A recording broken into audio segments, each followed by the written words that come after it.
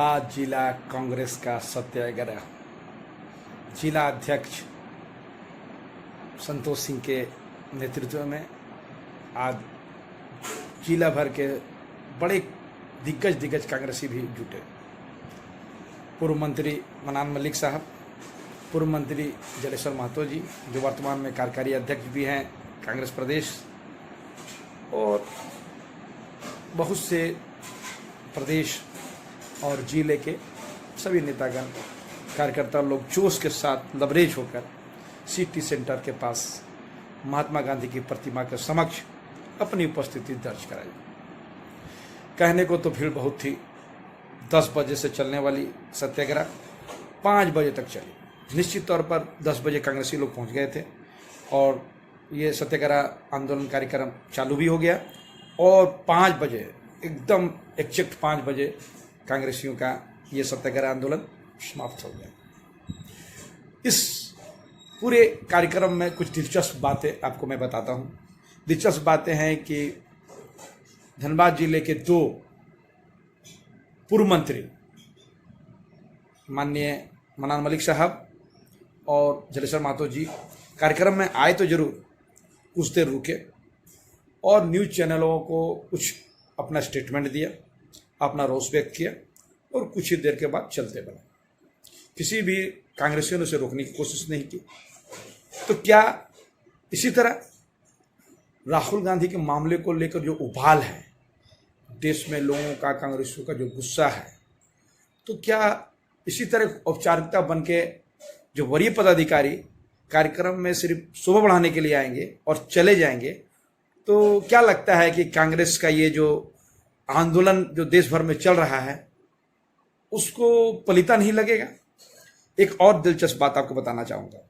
धनबाद जिले में एकमात्र कांग्रेस के विधायक है, झरिया विधायक, वो भी इस कार्यक्रम में नदारद थे।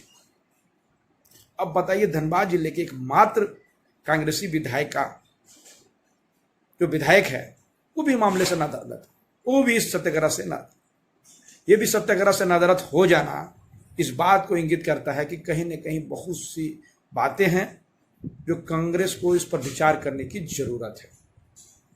यही नहीं, बहुत से एआईसीसी के मेंबर्स, बहुत से पीसीसी के डेलीगेट्स और पदाधिकारी वो भी इस कार्यक्रम से दूरी बनाकर रखें।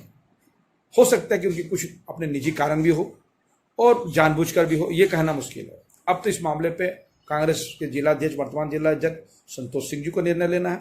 लेकिन जो भी है, कार्यक्रम में उत्साह इस बात की ओर इंगित कर रहा है कि कांग्रेसी का ये जो सत्याग्रह कार्यक्रम था वो पूरी तरह सक्सेस है।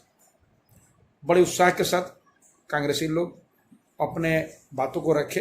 मीडिया ने भी अच्छा कवरेज किया है। अब देखना है कि अब इस मामले को लेकर क्या क्या होते हैं। अध्यक्ष जी, आज किस मामले को लेकर यहाँ पर गांधी जी के प्रतिमा के सामने सत्याग्रह कर रहे हैं? मामला क्या है?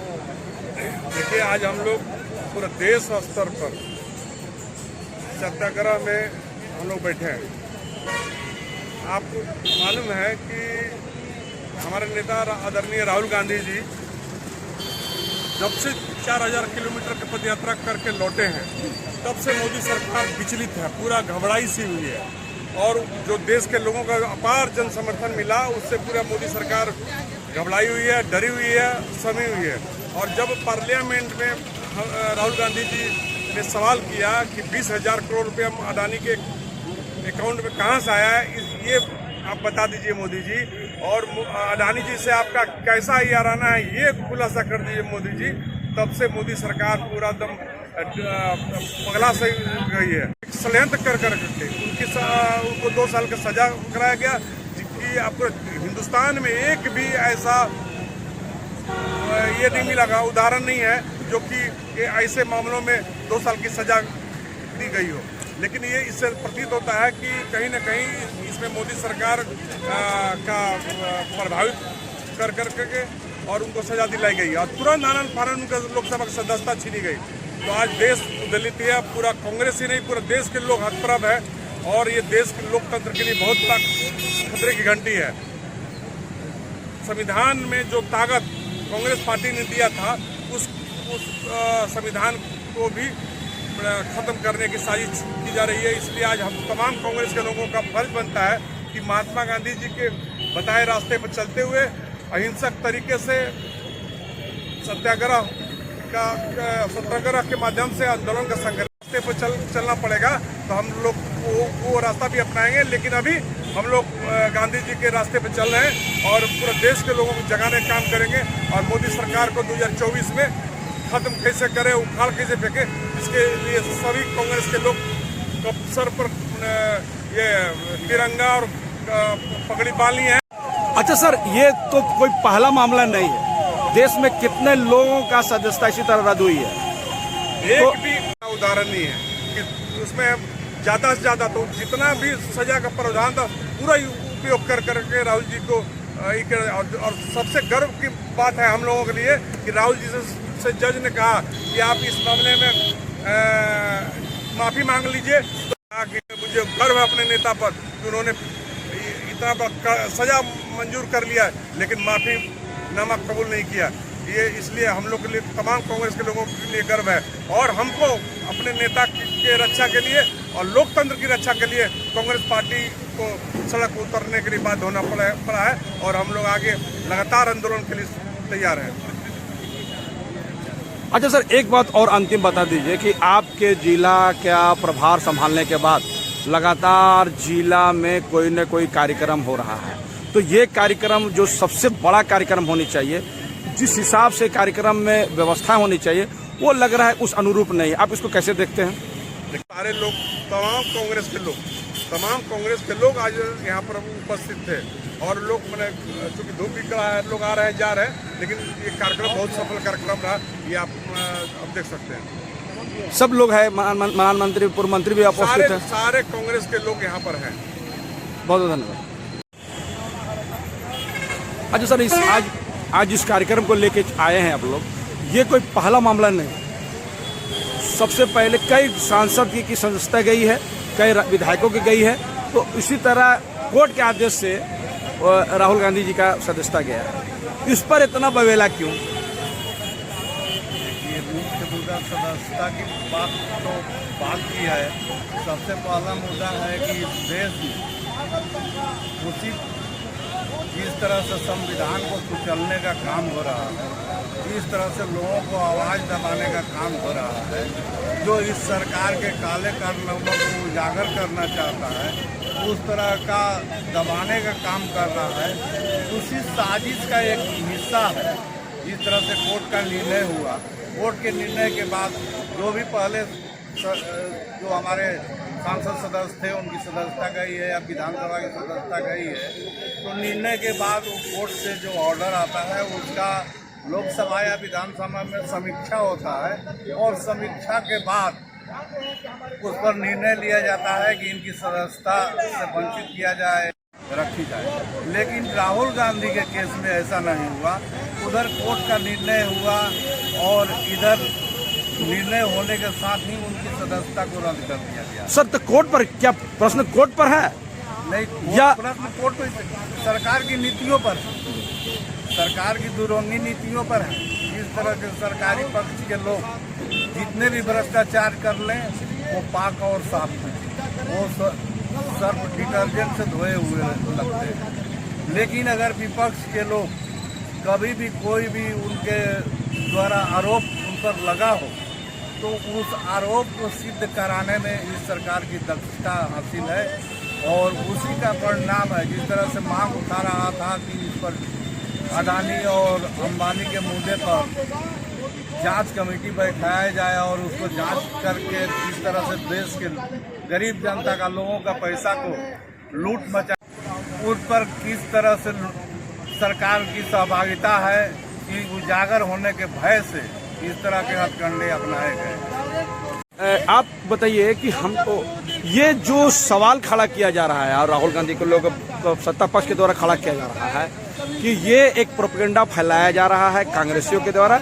जबकि ये फैसले सरकार लोगों ने नहीं किया, कोर्ट ने किया है। अब कोर्ट तय करेगा तो कोर्ट में सरकार कहीं नहीं है, तो फिर ये धरना क्यों, ये सत्याग्रह क्यों? सत्याग्रह की बात तब आ जाती है जब सत्ता पक्ष के द्वारा विपक्ष को परेशान किया जाता है। परेशान करने का एक और मतलब बताते हैं, आप कोर्ट का बात बताएं। कोर्ट का हम किसी पर टिप्पणी नहीं करना चाहते हैं, लेकिन जहां कोर्ट सुप्रीम कोर्ट का ही रिटायर्ड जज को राज्यसभा दिया जाता है, राज्यपाल बना दिया जाता है, तो कहीं ना कहीं कोर्ट पर भी उंगली उठाना लाजमी बनता है।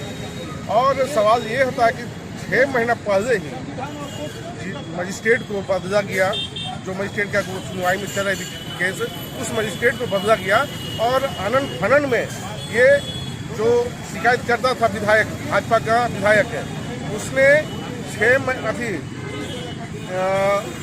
हाई कोर्ट में स्टे दे रखा था और कहना था कि हमको अभी इस पर नहीं चाहिए सुनवाई।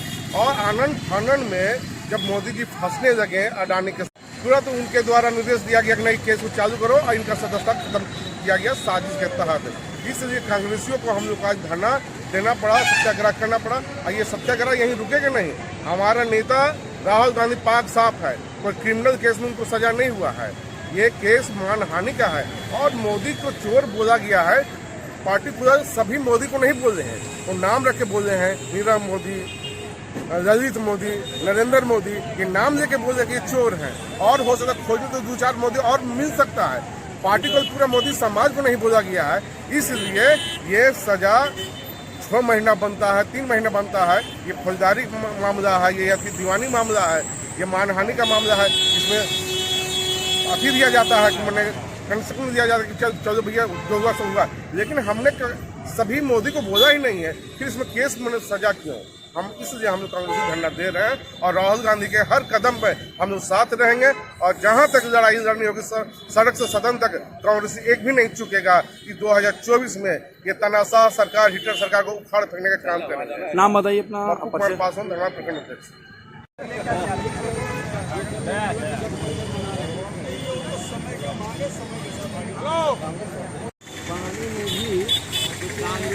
कांग्रेसियों का आज धरना स्थल पे सत्याग्रह आंदोलन, ये बारिश के मौसम में भी डटी रही।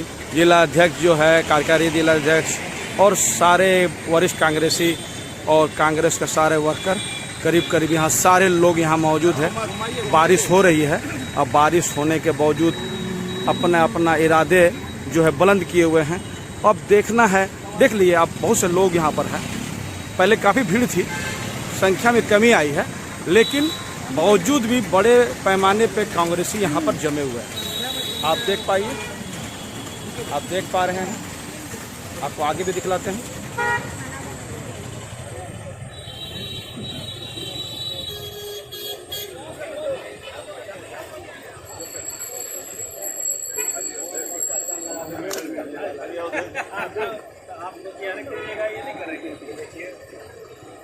आप देख पा रहे हैं कि कांग्रेसी पानी और बारिश से भी अपने आप को बचाने की कोशिश नहीं कर रहे हैं और डटे हैं। निश्चित तौर पर ये बताता है, आप देख पा रहे हैं, निश्चित तौर पर बताते हैं कि राहुल गांधी जी पर कांग्रेस के कार्यकर्ता जान छिड़कने के लिए रेडी। भीड़ की वानगी बता रहा है, आप देख लीजिए। बारिश हो रही है, आप बारिश को भी देख रहे हैं, लेकिन कांग्रेस का कार्यकर्ता, पदाधिकारी सब जमे हुए हैं।